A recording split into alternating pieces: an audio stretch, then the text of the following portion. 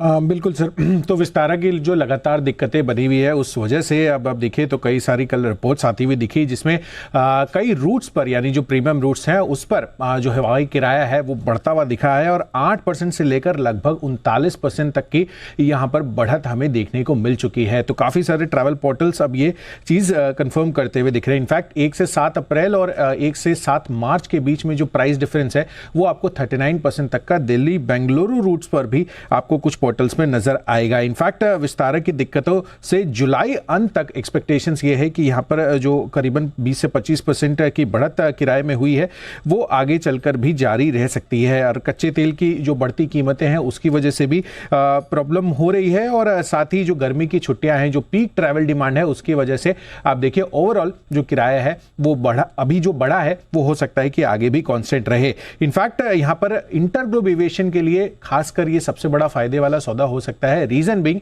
एक तो किराया बढ़ रहा है और दूसरी तरफ डिमांड भी इंटैक्ट है पीक सीजन के लिहाज से। और ये जो किराया बढ़ा है ये आय में अतिरिक्त 10% जोड़ता हुआ दिखेगा और 10% रेवेन्यू फ्रंट पर अगर और फर्दर एडिशंस हो रहे हैं, अगर आप ओवरऑल 60% प्रीमियम रूट्स को देखें तो वेटेड एवरेज 8 से 39% के बीच का जो किराया बढ़ा है वो करीबन 10 से 12% का बनता है। और अगर इसमें इतना बड़ा उछाल आय के लिहाज से आ रहा है तो एबिटा लेवल पर आपको सालाना आधार पर करीबन 27% तक की बढ़त देखने को मिल सकती है। तो Q1 जो है वो काफी बढ़िया रह सकता है और एक्सपेक्टेशन से अब ये आ रहे हैं कि अगस्त में जाकर हो सकता है कि ये किराए वापस से थोड़े रिड्यूस या स्टेबलाइज होते हुए नजर आए। इनफैक्ट विस्तारा की जो फ्लाइट में कटौती हुई है उसकी वजह से जो इंटरग्लोब एविएशन है करीबन 366 इनके पास फ्लीट साइज है अभी।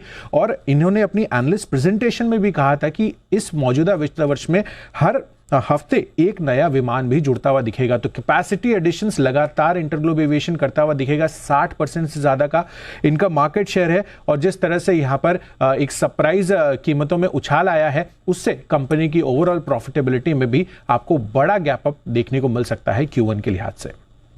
ओके, तो ये है आपके लिए राय इस वक्त आती हुई रिसर्च के तौर पर इंटरग्लोब एविएशन पर।